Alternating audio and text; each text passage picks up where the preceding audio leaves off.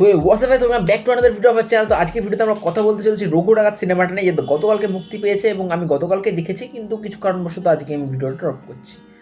তো কেমন কি লাগলো, তো তার আগে আমি বলে রাখি রঘু ডাকাত কেমন লাগলো এটা কিন্তু সম্পূর্ণভাবে বিভিন্ন জনের বিভিন্ন মত থাকতে পারে। কিছু লোকের কাছে এটা খুব ভালো লাগতে পারে, কিছু লোকের কাছে একদমই ভালো না লাগতে পারে। তো আমার জন্য এটা কিন্তু একটা, প্রথমে বলে রাখি, একটা ডিসেন্ট ওয়ান টাইম ওয়াচ হয়েছে এবং আমার কাছে এই সিনেমার জন্য বেশ কিছু পজিটিভ দিক আবার কিছু নেগেটিভ দিকও রয়েছে। তো চলুন আজকের ভিডিওতে আলোচনা করা যাক।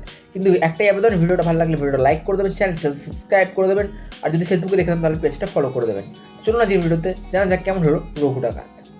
তো যদি প্রথম পজিটিভ দিক আসে, তো প্রথম পজিটিভ দিক এখানে কিন্তু বলবো যে যেভাবে দেবকে প্রেজেন্ট করা হয়েছে, মানে দেবকে অ্যাকচুয়ালি এখানে সেলিব্রেট হিসেবে করা হয়েছে। 20 ইয়ার্স ইন্ডাস্ট্রিতে কাটিয়েছে, তো দেবকে এখানে সেলিব্রেট করা হয়েছে লিটারেলি। যেভাবে সাউথে ঠিক কমল হাসান, রজনীকান্তদের প্রেজেন্ট করা হয়, যেভাবে তাদেরকে সেলিব্রেট করা হয়, ঠিক সেভাবে বাংলাতে এবার দেবকে সেলিব্রেট করা হয়েছে। তো এটা দেখে বেশ ভালো লাগে এবং বিশেষ করে এখানে একটা টাইটেল কাট দেবের জন্য ডিজাইন করেছে, সেটা কিন্তু বেশ ভালো।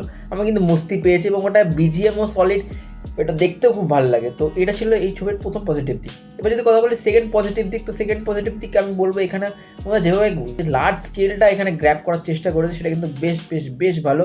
এবং যেখানে পয়সা খরচা করা হয় সেটা বোঝা যাবে।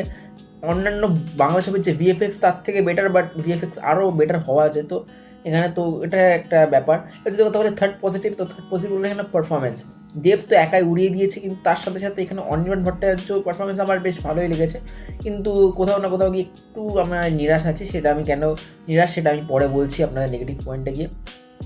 তো ওভারঅল বাকি যারা সাপোর্টিং কাস্টে রয়েছে, যেমন সোহিনী, তারপর রূপা গাঙ্গুলি, এমনকি আমাদের ওম সাহানি, সকলেই কিন্তু বেশ ভালো কাজ করেছে। তো ওভারঅল এটা কিন্তু একটা বেশ ভালো সিনেমা। এবং এখানে রঘু ডাকাতের অ্যাকচুয়াল গল্পটাকে না নিয়ে জাস্ট রঘু ডাকাতের ক্যারেক্টারটাকে নিয়ে আর ফিকশনাল ওয়েতে এটা কিন্তু বিল্ড করেছে, যেটা কিন্তু ঠিকঠাক।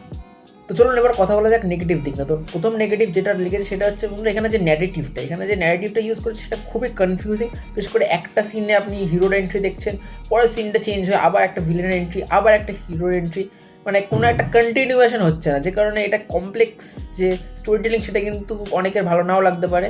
আমার কিন্তু খুব একটা মানে ভালো লাগেনি, কারণ যেহেতু এই ধরনের স্টোরিতে অত কমপ্লেক্স দরকার হয় না।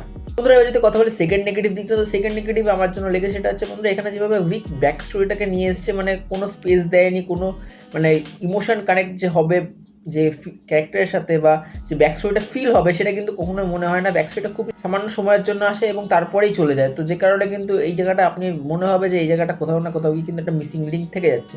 এবার বলি থার্ড নেগেটিভ দিক, তো থার্ড নেগেটিভ আমার এখানে লেগেছে ইদিকার পারফরমেন্স এবং তার সাথে অনির্বাণের রিপিটেটিভ পারফরমেন্স।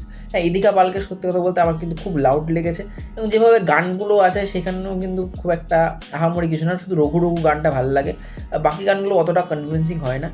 এবং অনির্বাণের কথা যদি বলি, অনির্বাণ ভট্টাচার্য খুব ভালো কাজ করেছে, উনি খুব ভালো অ্যাক্টর।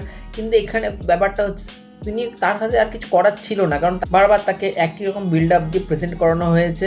মানে একটা সিন শেষেই তার ডায়লগ দিয়ে তাকে আবার নতুন করে ইন্ট্রোডাকশন, এরকম করে করাটা মানে খুব একটা আমার ভালো লাগেনি এবং এই ধরনের গল্পে এই ধরনের জিনিসপত্র দরকার নেই। তো ওভারঅল যদি বলতে হয়, এই গল্পটা অ্যাকচুয়ালি সেলিব্রেট করছে দেবকে এবং দেবকে ঘিরেই এই পুরো মুভিটা ঘুরছে। তো এটার জন্য আপনি যদি খুব হার্ডকোর দেব ফ্যান হন তাহলে আপনার ভালো লাগতে পারে। আমিও একজন দেবদার ভক্ত, কিন্তু আমার সত্যি কথা বলতে আমি দেবদার ভক্ত হওয়া সত্ত্বেও আমি বলবো যে এই সিনেমাটা দেবদার লেভেলে হয়নি। এর থেকে আমি ধূমকেতুকে অনেক এগিয়ে রাখবো। বাকি এর জন্য জানি আমি অনেক কিস্তি খেতেও চলেছি। বাকি এই ছিল আমার রিয়াকশান রঘু ডাকাত নিয়ে। বাকি আপনাদের কেমন কী লেগেছে কমেন্টে অবশ্যই জানান। ভিডিওটা ভালো লাগলে ভিডিওটা লাইক করুন, চ্যানেলটা সাবস্ক্রাইব করে দিন, ফেসবুকে দেখলে ফলো করে দিন। দেখা হচ্ছে পরের ভিডিওতে। টেলার বাই, জয় হিন্দ, লাভ ইউ অল।